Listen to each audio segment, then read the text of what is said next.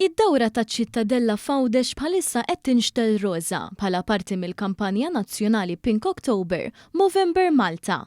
Din l-inizjattiva ta' 10 ġimgħat taqgħet ix-xhur ta' Ottubru u Novembru bilan li tqajjem kuxjenza dwar 5 tipi ta' kanċer: tas-sider, ċervikali, tal-ovarji, tat-testikoli u tal-prostata. Filwaqt li tħeġġeġ lil pubbliku jgħix ħajja sana, jinvesti fis-saħħa mentali tiegħu u jitgħallem jara fis-sinjali u s-sintomi li jistgħu isalvaw il-ħajja.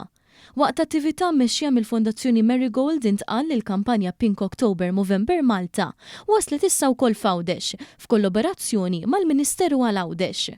Michelle Muscat, chairperson tal-Fondazzjoni Marigold, spjegat li jekk matul din il-kampanja jinġabru biżżejjed fondi dawn imorru sabiex tinħoloq mobile unit għas-servizzi onkoloġiċi f'Għawdex. Din is-sena bħala Marigold qegħdin naħdmu sabiex nagħmlu l-proġett ġewwa l-Gżira Awċija biex il-pazjent Awċi wkoll fix-xhur li ġejjin ikollu wkoll dan is-servizz ta' kanċer, servizzi tal-kanċer ġewwa l-komunità. Iċ-Ċittadella se tibqa' mdawla bil-kulur roża sa 8 ta' Novembru, imbagħad dan il-kulur se jiddi għal darb'oħra waqt il-Gran Gala ta' Għawdex. Il-Ministru għal Għawdex għadda messaġġ b'saħħtu li bil-prekawzjoni nistgħu nagħmlu d-differenza. Dan propju irid isir sabiex kemm jista' jkun meta u jekk joħorġu tali kanċers wieħed jinduna malajr kemm jista' jkun ħalli jkunu jistgħu wkoll jissolvew jew jiġu kontrollati wkoll mod aktar faċli.